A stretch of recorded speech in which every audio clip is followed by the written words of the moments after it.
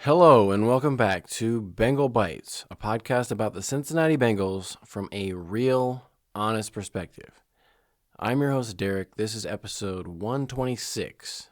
This is the Week 18 recap episode. In this episode, we're going to break down and relive everything that happened in this final game of the season.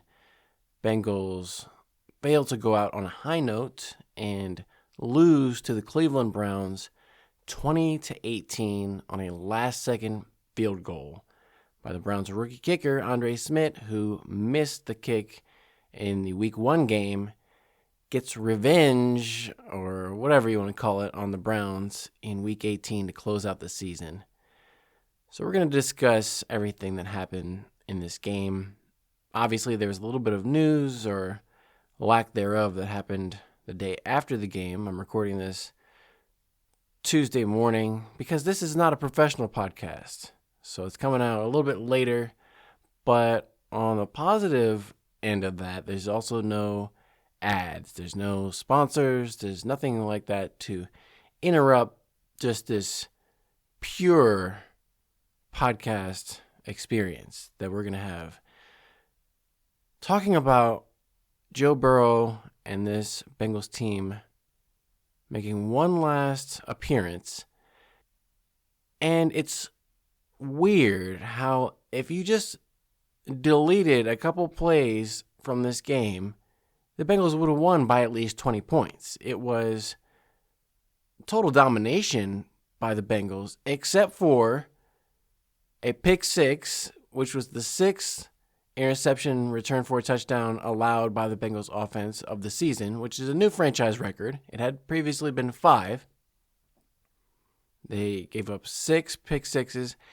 And on top of that, Noah Fant had his third fumble return for a touchdown, which is, I don't know, it seems like it would be a record. I can't imagine another player, unless maybe a quarterback who got strip sacked, fumbled, and had it returned for 3 touchdowns in a season. But even that sounds pretty unlikely. So there's no way Noah Fant can be on the team next year. There's no way you can keep a guy who fumbles and gets returned for 3 touchdowns over the course of one season.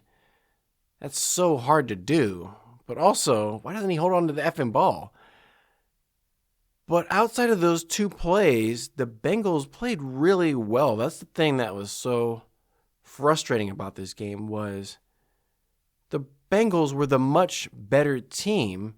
Statistically, they outplayed the Browns.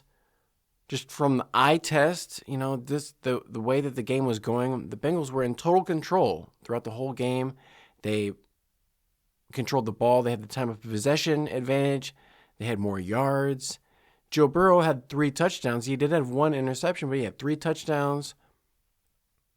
Shedeur took 6 sacks. There was even one play where Shedeur tripped over his own feet and basically sacked himself.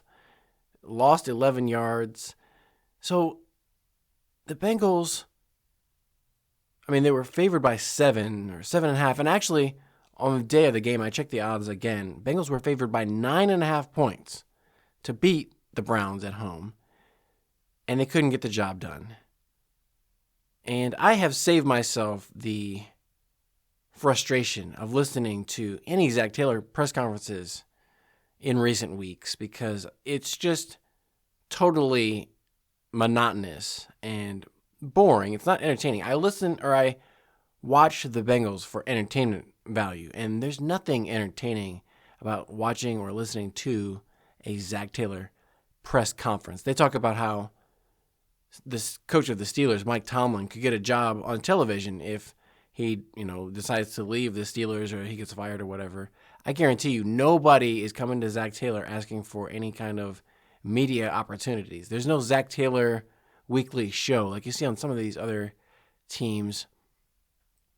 The coach who has a lot of charisma and personality, they'll go on, they'll yuck it up with these media people, but that's all part of the entertainment value they can get. If I'm thinking about, right now, New England Patriots, Mike Vrabel goes on some of these talk shows with the people in the media, and he gets along with them, and he has a good banter, back and forth with the co-hosts. Zac Taylor is not that type of a person. Zac Taylor's just not a good leader in general. He's not a good decision maker on the football field. We saw that multiple times in this game against the Browns.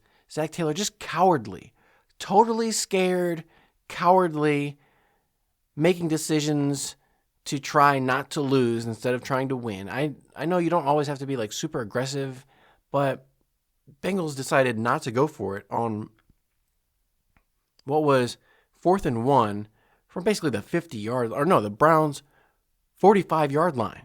They don't go for it, and at this point in the game, the Bengals were down by 8 points. It was 14-6. We'll go through everything that happened in the game, break it all down, but there's moments in the game where Bengals are trailing, and Zac Taylor decides to punt it away instead of going for it inside Browns territory in 4th and 1. I understand defense was playing well. Shedeur Sanders isn't good, so they figure they can play the field position game and get the ball back and go in and score. But some of the decision making, especially with the play calling, Joe Burrow in this game was 29 of 39, but only 236 yards passing. They had a very obvious game plan to try to get the ball out quickly, not allow Myles Garrett to wreak havoc in the backfield, much like the Steelers did.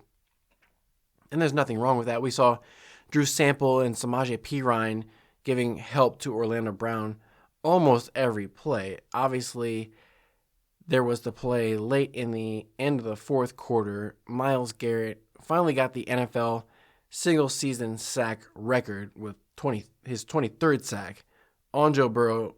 5-yard sack where Myles Garrett beat Orlando Brown Jr. around the left end. He was one-on-one.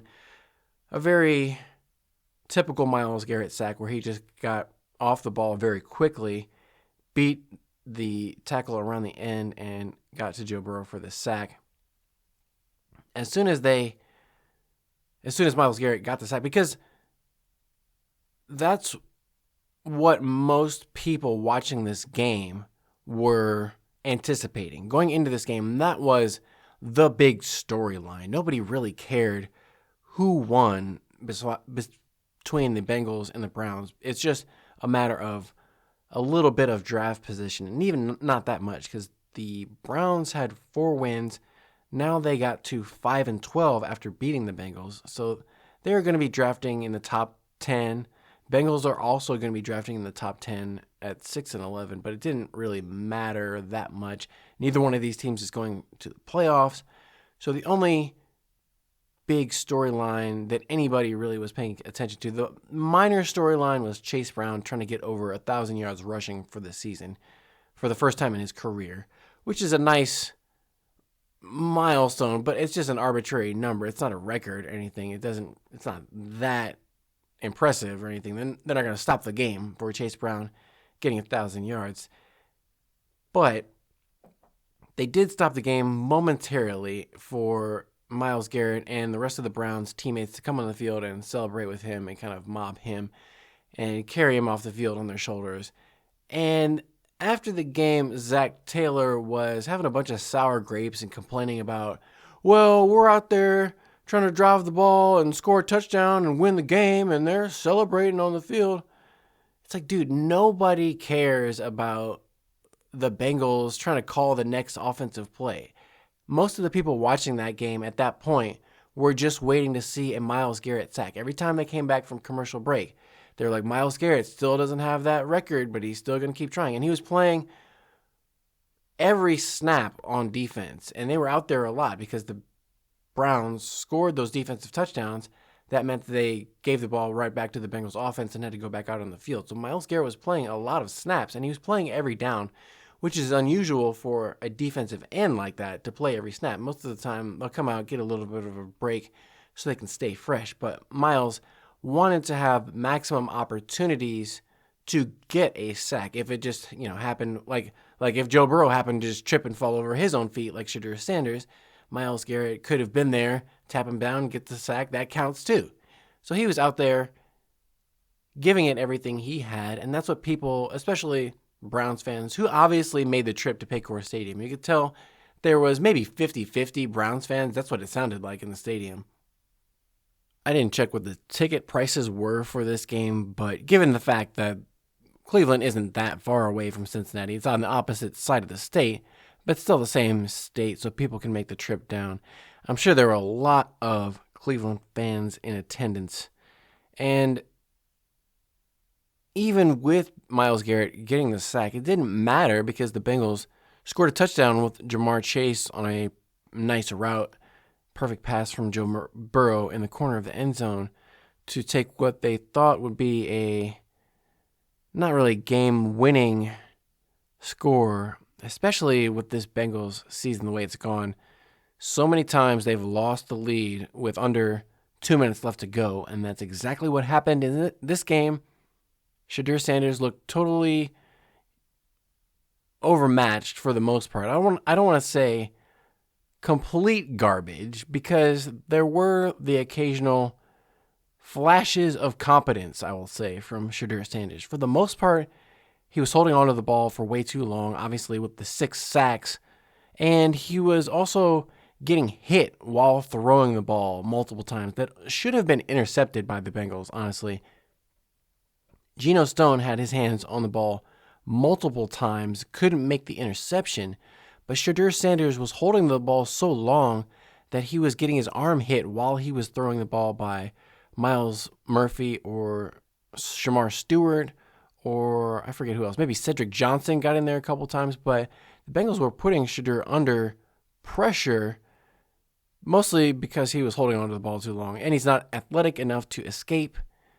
But there were a few moments where he was able to find the open receiver and convert on third downs. If I look at the third down conversion rate by this Browns team, Browns were 5 of 14 on third down. Bengals were 5 of 11. So obviously the Bengals were a little bit better, but still 5 conversions. Both teams were 1 for 1 on fourth downs.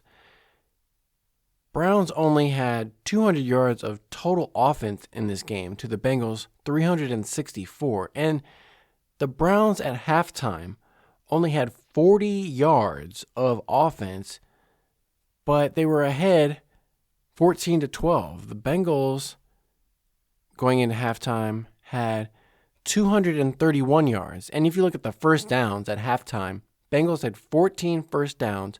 Browns only had 2 first downs in the entire first half. And like I said, the Bengals were trailing by 2 points because they had those 2 defensive scores by the Browns. And then the Bengals, they scored off of a turnover first. The Bengals scored off of a Shedeur Sanders fumble that led to a Bengals touchdown, but they got the extra point blocked the first time. And then when the Bengals did score another touchdown on a nice one-handed catch by T. Higgins in the corner of the end zone, the first touchdown came on a Chase Brown catch out of the backfield. With the second one, nice one-handed catch by T. Higgins, corner of the end zone on the left side, I think it was. And then instead of going for 2 to get it to 14-14, Bengals decided to kick the extra point to go to 14-13. They still would have been losing by 1 point. But then Evan McPherson missed the extra point anyway, so then it stayed at 14-12. Bengals down by 2 at halftime. So that was a very odd first half. The Bengals, you could tell their game plan was to run the football much more. The Bengals had 104 yards of rushing and 127 yards passing, but over 100 yards rushing by the Bengals in that first half. Definitely committed to the run and also to Joe Burrow getting the ball out of his hands very quickly. They were showing some replays where Joe Burrow was throwing the ball in under 2 seconds after the snap. He was just getting the ball, seeing the open receiver, and getting it out of his hands before Myles Garrett or anybody else on the Browns had a chance to come in and hit him. Although on the first drive of the game, we saw Joe Burrow taking a hit. It looked like he got maybe his ankle twisted up a little bit, but he was coming off limping on his left foot, and obviously my first thing is going to, oh, that's the foot that he got injured on the second game of the season. Hopefully it's not a re-aggravation or a re-injury of that toe. Luckily, it was something that he was just able to walk off and stay in the game. No big deal. But that's the type of thing I definitely did not like seeing in this game. Joe Burrow getting hit at all. Also, there was a play, I think it was in the second quarter, where Jamar Chase caught the pass and then took a pretty wicked shot. It looked like it was helmet to helmet from one of the Browns linebackers. Luckily, it didn't knock Jamar Chase out. Maybe he got hit in the shoulder and it wasn't as bad. Maybe it was the camera angle, but it looked like he got hit like right in the side of the head by one of the Browns defenders and just kind of bounced off of it and hopped up. No big deal. But we've seen T. Higgins taking hits to the head. His hits to the head were from falling backwards onto the ground with the back of his head, not necessarily hits from other players. But still, last game of the season, I wasn't really a fan of seeing Jamar Chase taking any kind of hard hits. And I was honestly surprised that not only Jamar Chase, but Joe Burrow, T. Higgins, the entire Bengals starting lineup played the entire game. That's the thing, I think, the fact that the Bengals lost this game, it's not the end of the world. Obviously, it's better for the draft positioning that the Bengals lost this game. But they spent all week talking about how they needed to finish on the right note, go out on a high note, get momentum going into the offseason, all that kind of horse shit. And they played their starters this entire game against the Browns' backups. The Browns obviously didn't have their starting quarterback in Joe Flacco because he's on the Bengals now. They're playing Shedeur Sanders, who was their third option. He wasn't even dressed for some of the games. He was inactive. Now he's starting for the Browns and getting the win over the Bengals. But not only that, the Browns didn't have their top rookie running back in Quinshon Judkins. They didn't have their two starting tight ends. They were playing guys at tight ends I've literally never heard of. And so they didn't have David Njoku. They didn't have Harold Finn Jr. Halfway through the game, the Browns lost their two starting cornerbacks. They lost Tyson Campbell and Denzel Ward in this game. So that was a huge advantage for this Bengals offense, who has arguably the top receiving duo at wide receiver, who are supposed to be going up against those backup cornerbacks for the Browns. They had T. Higgins and Jamar Chase, and they played pretty well, but the Bengals didn't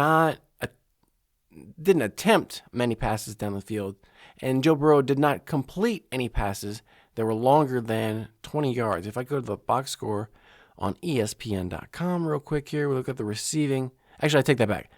Well, Joe Burrow in the air didn't complete any passes over 20 yards, but Jamar Chase and T. Higgins both had 21-yard catches as their long. But the long for the Bengals was only 21 yards. I mean, for the Browns, their long was 23. So it's not like Shedeur Sanders was really airing it out. Shedeur Sanders ended this game only 50% completion, 11 of 22, 111 yards passing, no touchdowns, no interceptions, 6 sacks, a QBR of 11.9, passer rating 64.8. But his net passing yards were under 100. Net passing of 82 when you take out 29 sack yards. Like I said, Joe Burrow, 29 of 39, almost, not quite 75% completion percentage. That's probably like 74 or something like that. 236 yards, 222 net because he had 2 sacks for 14 yards. QBR of 68 because he had 3 touchdowns, 1 interception, and Joe Burrow did do a nice job of using his feet a couple times. He had 2 rushes for 17 yards, long of 9, where he picked up a first down both times, I want to say. There was one play, it looked like a busted play. I think it was in the second half. I don't know if it was supposed to be a handoff and he missed the handoff or what was going on, but he just kind of pivoted, started off to the right, whirled around to the left, ran around the left side, and luckily nobody was there to tackle him. Myles Garrett, I think that was when Myles Garrett was lined up inside, and so he was Joe Burrow was going to the place Myles Garrett would have been, but he had vacated. But Chase Brown had 13 carries for 72 yards, long of 19. Samaje Perine contributed 42 yards rushing. They also got an end around from Keyshawn Williams, the new punt returner, for 9 yards. And even Joe Flacco came in and picked up a short yardage quarterback sneak, which was, I don't know why they needed to do that, because Joe Burrow in previous weeks has run the quarterback sneak himself. It's not really that much of a risk, I wouldn't think, but hey, Joe Flacco came in and got his one snap and then came back out. I know Bengals fans want Joe Flacco to come back and be like the backup quarterback next year because he came in and played decently. But if I was Joe Flacco, he's over 40 years old. Maybe he wants to be a backup, but I would think he's staying around this long because he wants to play in games as the starting quarterback, not be standing on the sidelines as a backup with Jake Browning. So he's played in Super Bowls. He's won Super Bowls. He wants to be playing in the game. We saw for the Indianapolis Colts, Phillip Rivers come back at the age of 44 after being out of the game for 5 years. He came back not to be a backup. He came back to play in the game. And they lost. He wasn't necessarily that great, but he came back because he wanted to play. The guys don't retire and then say, I wish I could go through training camp and stand on the sidelines of games one more time. No, they want to be back in there, taking snaps, throwing the ball down the field, feeling the adrenaline that they don't get in any other line of work, when you're out of the game. And sometimes that's a good thing. Sometimes it's a relief. Like for me, I never got, and maybe it's also a bonus to get paid, but I can't really say there's easier ways to get paid millions of dollars than being a backup quarterback. It would be a pretty sweet gig if you could get it. So it wouldn't be the worst thing in the world if Joe Flacco decided to come back. I don't know how many teams out there are going to be that eager to sign him, but he did have 470 yards passing in a game for the Bengals. That's something you can never take away from him. So I would not be shocked either way. But Bengals in this game, they were going into it hyping up about how great the offensive line has played. And Zac Taylor and Joe Burrow talked about how great the offensive line is. Best offensive line that Joe Burrow has played behind since he's been a quarterback. But would they really say anything else? I believe them mostly because they have had just a bunch of no-name guys who weren't even any good, like not Bobby Hart, but Akeem Adeniji was a 6th-round pick. They had Quentin Spain, who was like an undrafted. His Twitter handle was Mr. Undrafted, I want to say. Undrafted guy playing for them in the Super Bowl. They had 2nd-round pick in what's his face now, Jackson Carman. He's out of sight, out of mind. That's the thing about players, Jackson Carman, he's out of the league. You don't hear anything from him, so I forget almost who he is. But there's so many players like that on this Bengals roster. I'm getting sidetracked, but so many players that we almost forget they're still on the team. Like think about Cam Taylor-Britt. We haven't seen him in, maybe a month and a half, 2 months, and it's like the guy doesn't even exist anymore. Nobody ever talks about him. We only remember the fact that DJ Turner played pretty well and that Dax Hill in the last month and a half since he's been starting at outside cornerback has looked okay. So now everybody's saying, the Bengals have 2 high-quality starters at cornerback, and it's like Cam Taylor-Britt is already not on the team anymore, which could be highly likely given the fact that Cam Taylor-Britt had to have some kind of foot surgery that still has him in a walking boot as it is right now, and he's reached the end of his rookie contract. Bengals are most likely not going to want to re-sign him for, I don't know what kind of a market, what kind of money Cam Taylor-Britt is going to be able to get out there on the open market. Probably some team will give him a chance, depending on his recovery and rehab, and assuming he's able to pass a physical next season. But he had some interceptions, he had some good plays in his career, but also had a lot of very negative plays, let's say. A lot of penalties, a lot of getting torched for touchdowns, a lot of being seemingly totally confused about whether he was playing man-to-man or zone coverage on the defense. Things you don't like to see out of a starting quarterback in the NFL. So Cam Taylor-Britt probably won't be back. Think about Cordell Volson. He got hurt in training camp. I think it was some kind of a shoulder injury that he had to have surgery on. Kept him out for this entire season. I haven't heard anybody speak a word about Cordell Volson because they got all these rookies coming in like Dylan Fairchild, Jalen Rivers. Now they got Dalton Reisner. Everybody's in love with Dalton Reisner. He's such a great guy. Let's sign him up to the contract, blah, blah, blah. I am not going to be surprised if all these guys that people have fallen in love with at the end of the season on this so-called dead cat bounce, that the Bengals didn't really manage to finish off on the highest of notes. I predicted that the Bengals would win these last 3 games in the season, and they failed to live up to that expectation. They failed to live up to a lot of people's expectations, but everybody in the Bengals organization has total confidence. Everybody is so confident in themselves and each other. They got the right people. The one person who didn't have the utmost confidence after the game, I love Ja'Marr Chase because he doesn't try to sugarcoat things. He keeps it 100% honest and real. And he also is very naive and doesn't have the best vocabulary. So sometimes he'll literally just say, like, I have no idea what that even means. And he is serious. He does not know what those words that you just said to him mean. So you'll have to say different words, sir.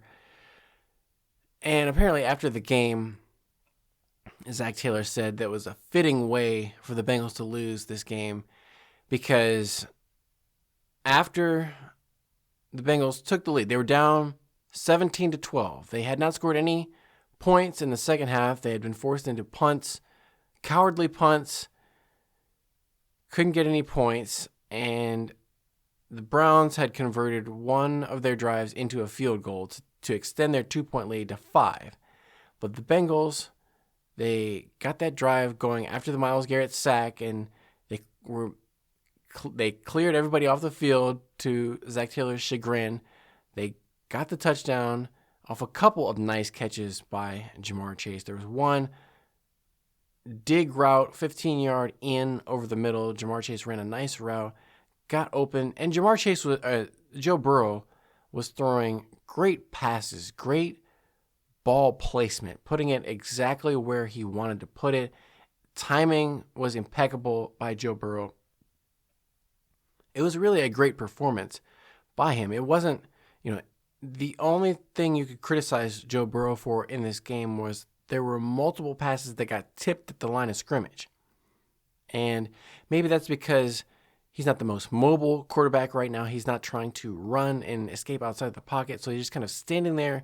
He's a stationary target for the defensive linemen so they can time their hands to get up in the throwing lanes. If they're not going to be able to get home and get a sack on Joe Burrow, they know to get their hands up. So multiple passes that got batted up could have been intercepted. Obviously, there was the one that was turned into a pick six. But for the most part, Joe Burrow was very accurate with all of his passes, completing to multiple different receivers. Ja'Marr Chase, 8 catches on 10 targets, 96 yards, and that one touchdown that looked like the go-ahead. T. Higgins, 6 catches on 9 targets. Not quite 67 yards for T. Higgins and 1 touchdown.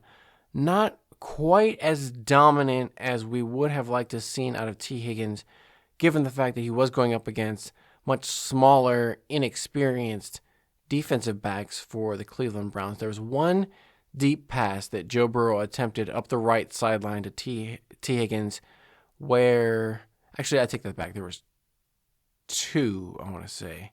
Maybe just one. But one where it was a little bit underthrown, and the Browns defender played it pretty well. He was able to turn, get his hand up, and bat the pass away before T. Higgins could make the catch. I think there might have been two like that. I can't remember if it was one or two. But either way, it maybe a little bit better pass by Joe Burrow would have given T. Higgins a better chance to catch it. But you expect T. Higgins to like moss every guy and like totally be unstoppable. There was also another play on the right sideline that threw a deep out, not really a back shoulder fade, whatever you want to call it, to T. Higgins. He wasn't able to make the catch, and I couldn't really tell if it was a drop or if the Browns defender got his hand in and broke up the pass again.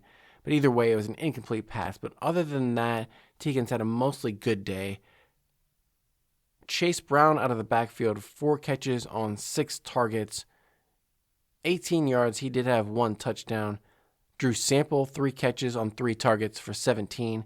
Mike Gesicki, 2 catches on 2 targets, 13 yards. He did have a critical 4th down conversion late in or maybe it was the third quarter. I think it was the third quarter. The Bengals went for it on 4th down. Mike Gesicki, but only 2 targets for Mike Gesicki I guess they used their tight ends to help out with the blocking, especially Drew Sample blocking against Myles Garrett. But I would have liked to seen Mike Gesicki in a lot of these games get more than 2 catches because he's such a great receiver. He's like a T. Higgins out on the field, but he didn't get too involved. Samaje Perine actually had 3 catches on 4 targets for 10 yards. But you can see kind of the pattern here. Noah Fant, 1 catch, and then he fumbled it away for a touchdown on 1 target. And that's probably 1 more target than Noah Fant should be getting. But you could see the pattern that Joe Burrow was trying to dump it off to his running backs, to his tight ends, to Andre Iosivas. He had 2 catches for 10 yards on 3 targets, along of 7. He was just kind of finding open spots over the middle of the field for short completions. They were just trying to death by 1,000 cuts, dink and dunk it all the way down the field on the Browns. And that was great, but they weren't able to convert that into enough points. They got 3 touchdowns, and then I left out maybe one of the key parts of this sequence at the end of the game. So the Bengals, they're down by 5. It's 17-12 Browns.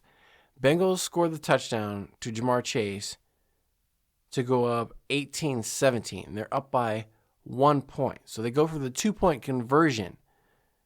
And that one, actually, I think that was a target to Mike Gesicki. Grant Delpit, the Browns safety. They had double teams on T. Higgins, double teams on Jamar Chase. That left Mike Gesicki one-on-one with the safety. Grant Delpit did a good job of coming over and breaking up the pass.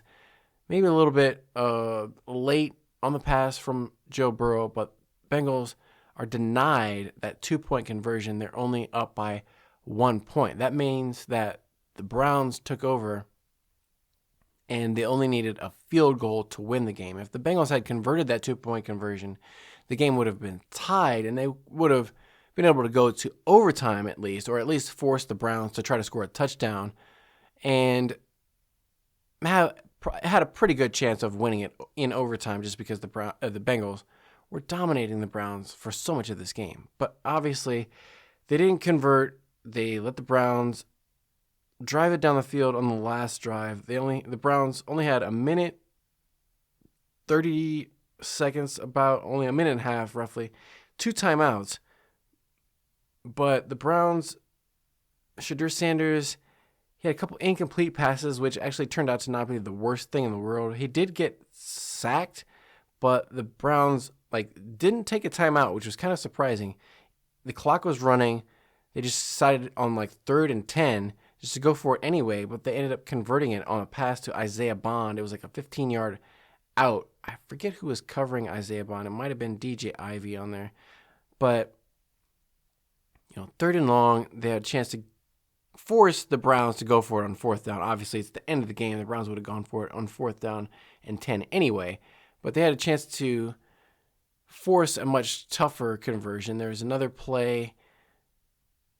Browns had, I think, 3rd and 10 or 3rd and long, and they needed about 15 yards to get into field goal range. They ended up throwing a pass to Jerry Jeudy where it looked like Jerry Jeudy was going to drop it. The ball kind of popped up in the air, but Jerry Jeudy managed to secure the catch, keep the Browns in field goal range. Browns picked up a few more yards running the ball when they needed to. They did everything perfectly, set up a Andre Smith 49-yard field goal, and this time he came through as the hero for the Browns instead of the GOAT, the villain of the day. And the feeling as a Bengals fan to lose to the Browns at home with a bunch of Browns fans in the stadium. I'm sure Browns fans don't like it when the Bengals fans are up in their stadium celebrating a win with Joe Burrow. So it's the same type of feeling. And it's not quite the same as like Ohio State-Michigan rivalry because that game only happens once a year. Browns and Bengals play each other twice. But still, it's the interstate rival. You hate to lose, especially to a team that was completely inferior. They had, the Browns also were missing their starting center, Ohio State alumni Luke Whippler. He went down, got carted off. I didn't see what his injury was, but it didn't look good. He got carted off on the back of one of these golf carts the Bengals have.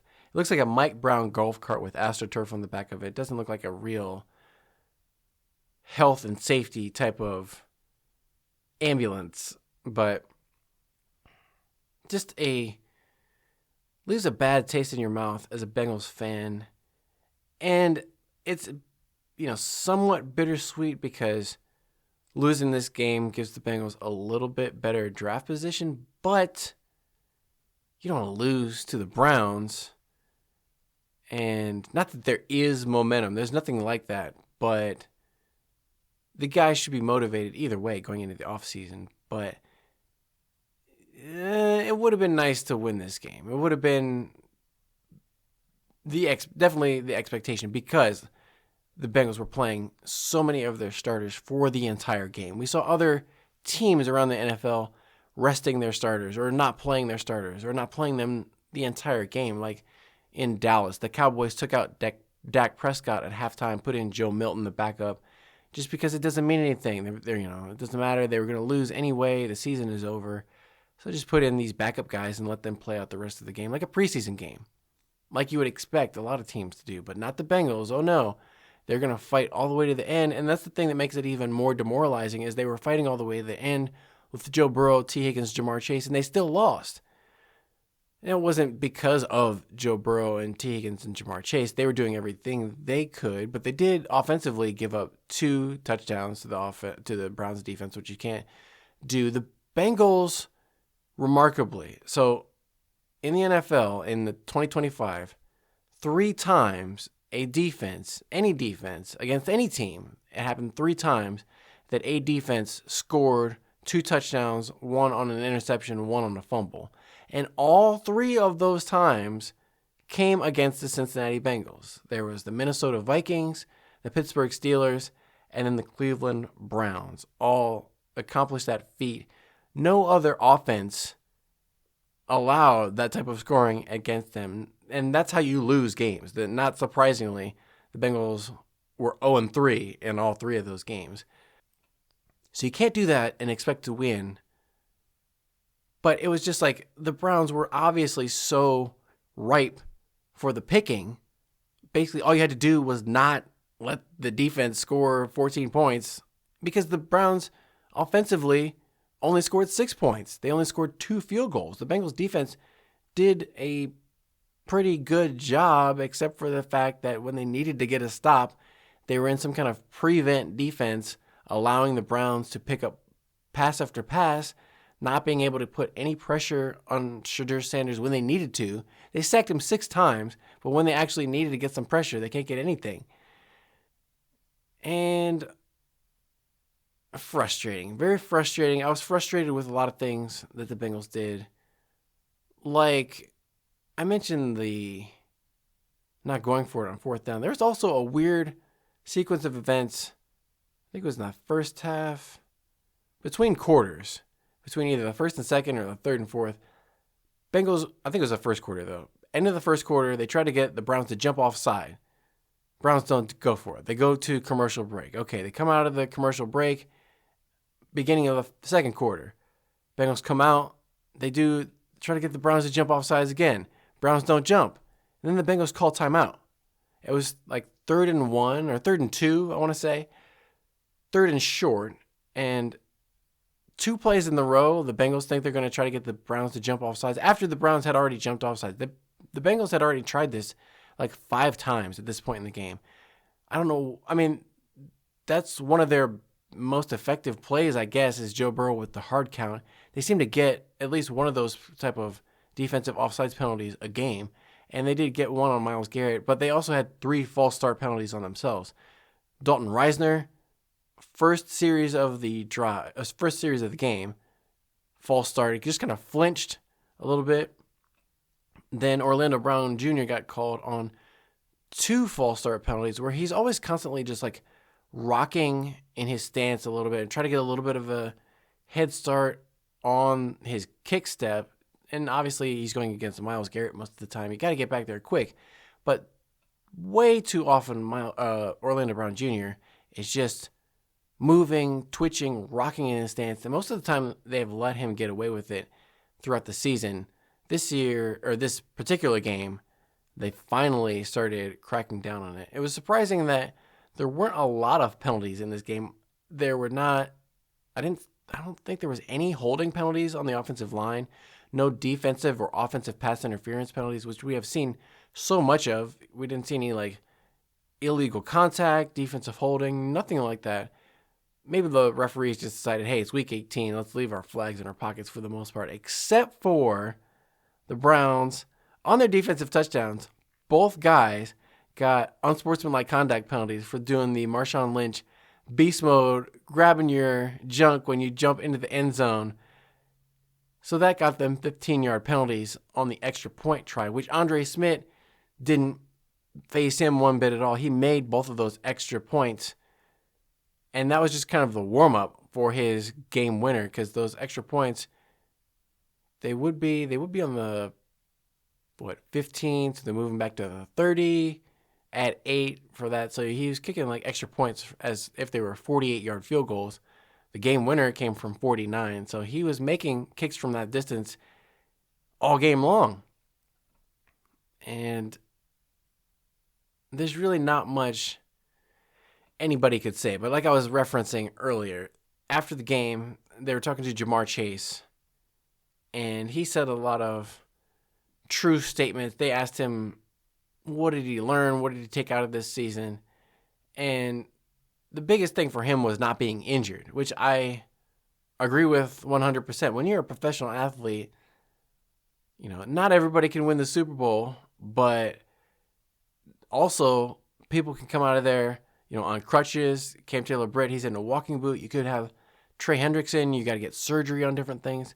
So just the fact that Jamar Chase was able to make it through this season, have great statistics, another, you know, over 1,300 yards, maybe over 1,400 yards receiving, 125 catches, 8 touchdowns, Pro Bowl, you know, who knows about All-Pro, but another great season by Jamar Chase. Even though he got suspended one game for spitting on Jalen Ramsey, everybody will try to forget, I'm sure.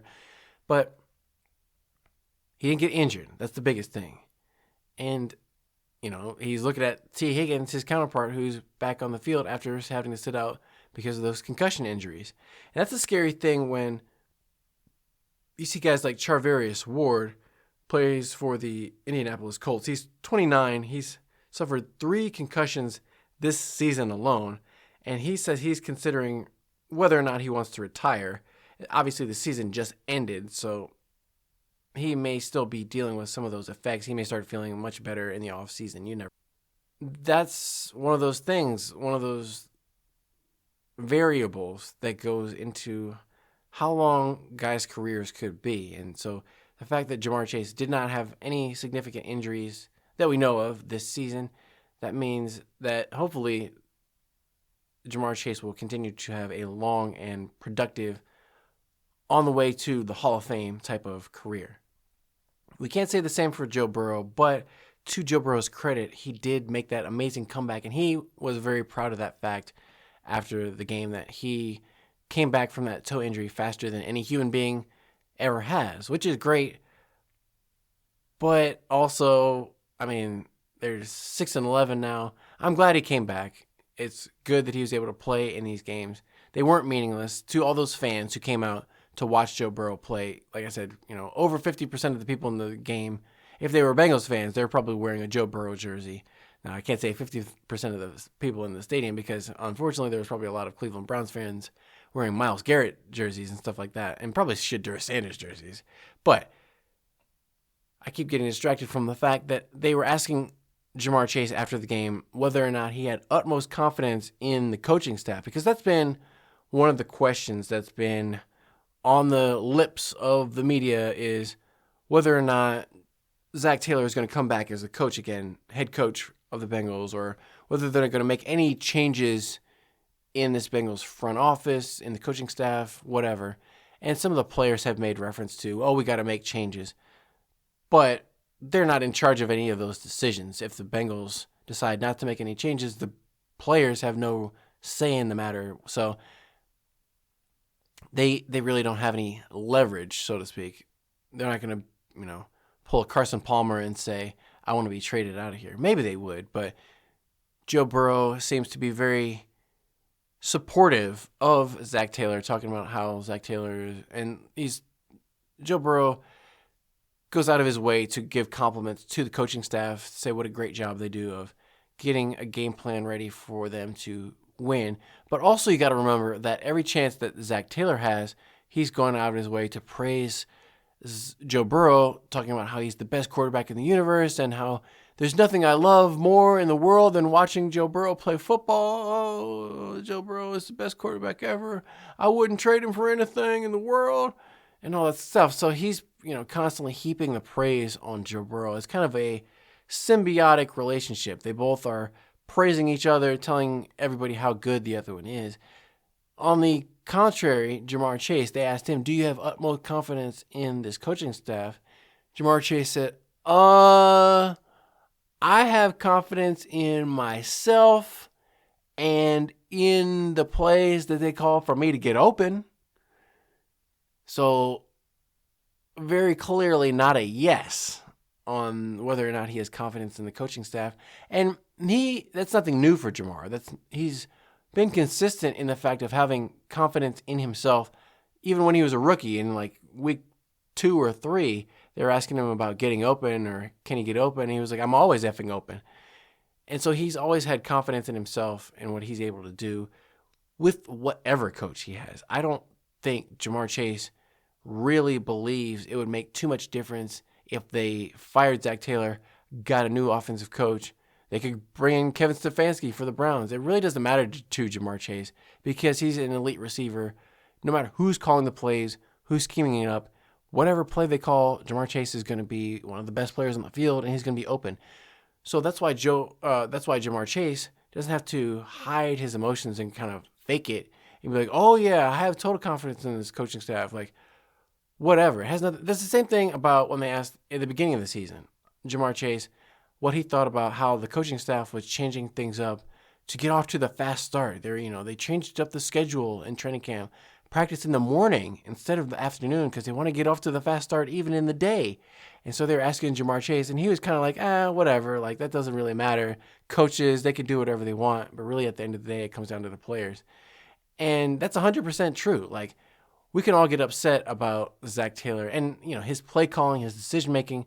Obviously, that is detrimental, but I don't think he really adds much to the equation. He does a good job working with Joe Burrow and even Joe Flacco. Like, I'll give him credit with Joe Flacco. He was able to make it work pretty well. They only won a game with Joe Flacco, but at least they looked competitive. I couldn't say the same thing about Jake Browning. So I can't, you can't give too much credit. Maybe it was a factor of Joe Flacco was just very professional. He's been in the league for so long that maybe he was just playing on instinct and it had almost maybe it was the fact that Zac Taylor was so incompetent, Joe Flacco just threw everything he knew out the window and just went off of pure instinct. Who knows what the situation really was there, because Jake Browning has been in Zac Taylor's system for, what is this, like 3-4 seasons now, and he looked like total garbage. So you got to give blame on Zac Taylor as much as you give the credit to Zac Taylor for Joe Flacco and Joe Burrow in the season. I'll give Troy Walters, and I mean, I'm not going to give no credit to the Bengals because they do a relatively good job of finding ways for Ja'Marr Chase to get catches, but where are the catches down the field? Like, it's always, a 5-yard catch for Ja'Marr Chase to catch and run and pick up extra yards, which he can do. That's one of his strengths. I understand that. But when I watch other games, like, that last game of the season, the Steelers against the Ravens, you see Lamar Jackson throwing to Zay Flowers. Now, obviously, there was some busted coverage by the Steelers to get some of these guys open, but this guy's running wide open down the field for like 50, 60, 70-yard touchdowns for the Ravens. Nothing anywhere close to that for this Bengals offense. There's no explosive element. The most they can hope for is a deep pass up the sidelines to T. Higgins when he's got one-on-one coverage. That's the Bengals' idea of an explosive play, because they don't want to, or they haven't wanted to, put Joe Burrow in any kind of risk of getting hit on a play-action pass where it's a little bit longer developing. They have to do a fake, let a guy get open down the field. But also, honestly, I don't know if Joe Burrow has the arm strength. I don't want to say his arm is weak, but we didn't see, I don't know what the longest pass Joe Burrow completed this season was. I don't know if he threw any pass like over 50 yards, Like, we've seen Joe Burrow complete some passes of 60 yards or close to it, but we didn't see any deep bombs from Joe Burrow. Not that he's been hurt too much by that toe injury. He seemed to be moving and running and protecting himself well, but that maybe it's the combination of the toe plus the wrist injury from a couple seasons ago that he had to get surgery on, plus the knee and whatever else that he's been dealing with. I don't know. He just seems to have lost a little bit of velocity. I think that was one of the things that he talked about last season, was what could he improve on. They asked him. He said that he wanted to spin it better. He talked about how he didn't quite spin it as well as he wanted to, and he didn't get that much opportunity. Obviously, he missed 9 games, so he didn't get to play as much.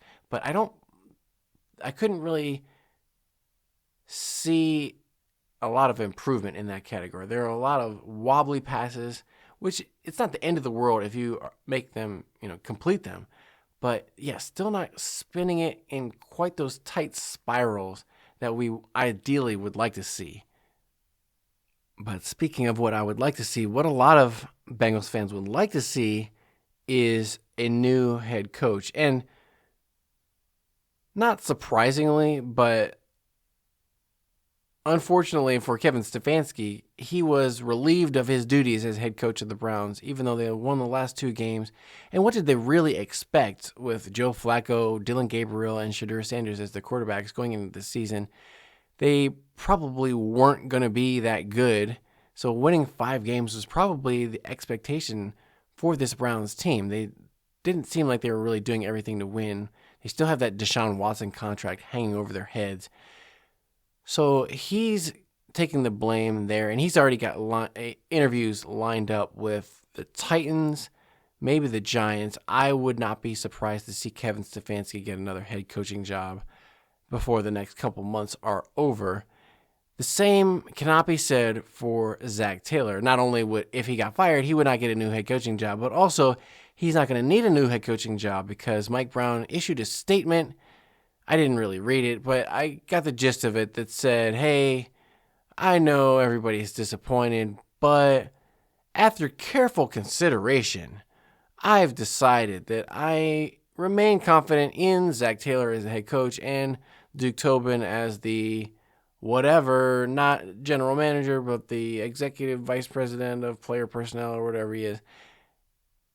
they're going to get this thing turned around and we'll be right back to those Super Bowls and championships and 4 winning seasons in a row, even though they didn't go to the playoffs in the last 2. But they're still just talking about the good seasons that they had 4 years ago. But I tried to do the math. I could only think of 6 players that were on that Super Bowl roster that were on the roster this season for the Bengals. 7 if you count Logan Wilson, but you got Joe Burrow, Jamar Chase, T. Higgins, Drew Sample on offense, and then Trey Hendrickson and B.J. Hill on defense. But otherwise, and sorry, I take that back. Evan McPherson. Can't forget about the kicker. So 7 players, 8 if you count Logan Wilson started on the roster to begin the season. But it's mostly a completely different team, different players, a lot of different coaches. I mean, think about they have a different defensive coordinator, different offensive coordinator. A lot of the assistant coaches are different. So they've got the same head coach, they've got the same quarterback, they've got the same kicker, and same wide receivers, and Drew Sample. But it's not the same team. So when they come out and say, we still got the core of the team that went to the Super Bowl, it's like, that's really stretching the truth. And I don't know who this is supposed to serve. Who wants to hear a statement from Mike Brown saying that nothing is going to change and that we still have total confidence in everybody? I guess I shouldn't be surprised because this is what Zac Taylor has been saying in his press conferences throughout the season. This is part of the reason why I stopped listening to the Zac Taylor press conferences, because he just kept repeating the same things over and over again about how he has total confidence in everybody. And it must be that when Zac Taylor is saying those things, he's just saying what Mike Brown wants him to say or what he thinks Mike Brown wants to hear, in that he has confidence in everybody in the building, protect the organization. No one is ever at fault. Everybody's doing their absolute 100% best job they could do. They're giving it their all. They're doing the best.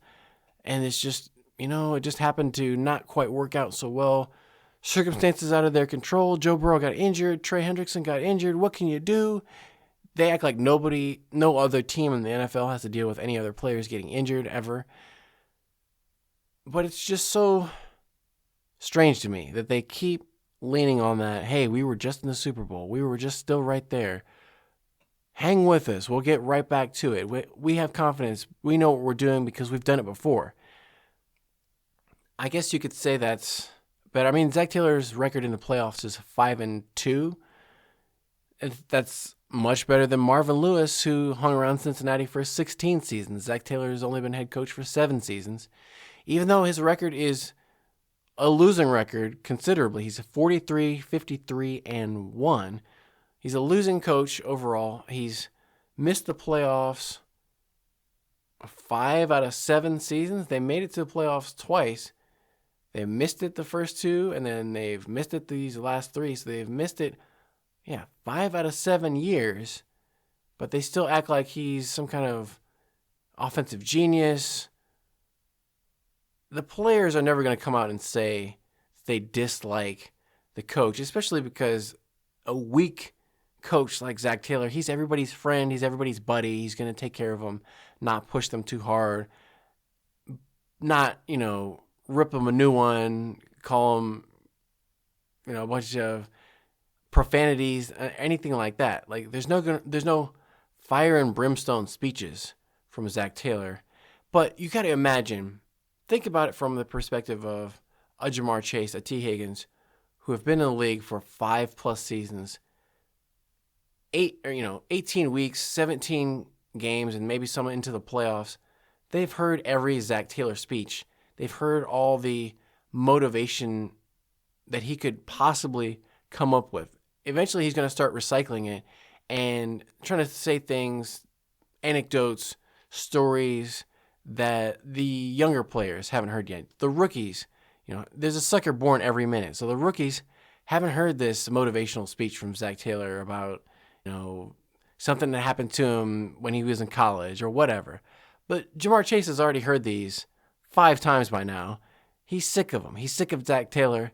He's sick of losing. That's the biggest thing. Jamar Chase hates losing. He's not Bengalized, as they say, that Joe Burrow seems to have been. It seems like Joe Burrow may be getting not content with losing, but when you get paid, $50 million a year, it's hard to really complain too much at the same time. So he's said that he's not going to let this missing the playoffs and losing affect who he is, affect what he does, affect his mindset. And, you got to take it, when he was playing, the Bengals won more than they lost. I think they were 5-3 with Joe Burrow starting games and 1-8 without him or something like that. So Joe Burrow's going to still have in his mind that he's a good quarterback. He said that he only really had one game, which was that Ravens game where they got shut out. But otherwise, he feels like he had a good played well in all the rest of the games, even though they lost to the Bills and they lost to the Browns. And he had pick sixes in both of those games. So apparently Joe Burrow has kind of a selective memory. He doesn't count the pick sixes that he gave up as being a negative. So maybe something for Joe Burrow to work on. He had 3 pick sixes by himself this season. That's more than you want to have. But who am I to criticize the great Joe Burrow? Certainly couldn't do that. But next up, it's going to be a little bit of a break, and then they're going to start going right into scouting at the Senior Bowl. The upcoming draft prospects are going to start doing their workouts, getting ready for the combine and pro days and all that kind of stuff. And the Bengals are going to be sitting at home watching the rest of the teams go through the playoffs. But maybe bowing to the pressure of the media or the fans or whoever, the Bengals announced that Duke Tobin would be making a unprecedented, rare appearance speaking at a press conference on Friday. I don't know why he has to wait until Friday to make this press conference, but they're going to do it on Friday, and they don't normally speak to the media as an organization except for maybe a little bit at the Senior Bowl, a little bit at the NFL Combine. They'll do like a, gaggle of reporters, ask them some questions. They might talk, after the draft, and then maybe at the mock turtle soup one time, have Mike Brown come out and speak once a year. But they really don't engage with the community and say anything. So Mike Brown making this type of statement about, we're disappointed, it's not up to our expectations. That's very easy to say. And it's very easy to put Duke Tobin in front of a press conference and some reporters. I don't know why they haven't done it before now, but he's going to do it. And I don't expect anything really of any substance to come from this press conference. Maybe I'll watch this one just to see, but Duke Tobin's not going to say anything controversial. He's going to try not to make any headlines. People are going to be listening. They're going to be waiting with bated breath to see what he has to say, I'm sure. But I don't really anticipate Duke Tobin saying anything meaningful. He's going to try to give very vague answers. He's not going to throw anybody under the bus or say they're going to make any changes to anything specifically. But he's just going to talk about how, we know we've got to get back to the playoffs, back to the Super Bowl, yada, yada. But then nothing is really going to change. So they can have their press conferences. They can say whatever they want to say. Jamar Chase is motivated to win. Joe Burrow is motivated to win. Hopefully it doesn't turn into a situation like a Carson Palmer where they just demand a trade. They get sick of the lack of commitment from the ownership and from the front office to get good players. I mean, they know that some of the guys on their roster aren't really that good, aren't up to the standard they need to be, but they can't, they got to be good teammates and can't throw your teammates under the bus. So they got to be very vague and just say, well, we got to make changes, but that's not above my pay grade and that kind of stuff, which is kind of ironic because the only person really above Joe Burrow's pay grade or Jamar Chase's pay grade is probably Mike Brown, who we're not going to hear anything from, obviously. But that's about the only big news this Duke Tobin press conference. Maybe we'll come back and discuss that. But, it's a positive that the Browns are getting rid of Kevin Stefanski, 2-time NFL Coach of the Year, because they won't have to go against him. I don't know who the Browns are going to replace him with. I'd be surprised if they have better results with the next head coach. The Browns haven't had a great track record of picking good head coaches in recent years. They had, guys like Romeo Crennel, Teddy Kitchens, Greg Williams. What was that guy's name? Mike Pettin. Bunch of terrible coaches for the Browns. So hopefully they pick another terrible coach and continue to be terrible. So I'm glad that Kevin Stefanski got fired from a selfish Bengals fan perspective, but I'm not glad because I don't think he really deserved it given the roster that he had to work with this season. Not necessarily his fault, but he has to take the blame for all this. And it's just such a contrast because it's right inside the state. In Cleveland, they're firing the coach for things that were outside of his control. Meanwhile, in Cincinnati, Zac Taylor is not getting held accountable for anything. No changes whatsoever. No changes to the coaching staff, he said, by the way. Also, Al Golden, defensive coordinator, he's sticking around. Offensive coordinator, he's sticking around.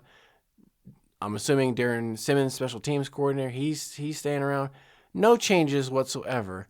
But somehow they're going to do everything possible to get back to the Super Bowl while also not making any changes.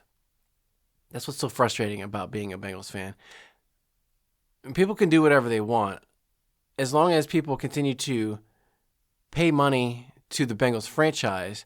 They have no reason to make any changes. They can say, "Oh, we're going to do everything we can," but if people keep shelling out their cash to the Bengals, why make any changes? What difference does it make, So, hopefully I'm not one of these suckers that keeps falling for the Browns. At least the Bengals have made it to the Super Bowl, but it's just so frustrating. I got to go out in my community. I live in a Browns town. I go out to the gym. I see, people are all giddy talking about the Browns game. Oh, did you watch the game yesterday? And wearing their Browns gear and talking about Myles Garrett and, oh, God. I don't want to have to deal with that. So thanks a lot, Zac Taylor, and your stupid momentum. Right. Well, if you've listened all the way to the end of this episode, you're truly amazing. Thank you very much. I appreciate it because this episode was not the most upbeat, but what can you do? This Bengals team has left me feeling miserable. So it's probably a good time to take a break, Going to the off season, I've been maybe too much Bengals. So I'll take a little bit of a break, decompress, pick up some new hobbies, Gardening season is right around the corner. Start planning out that garden.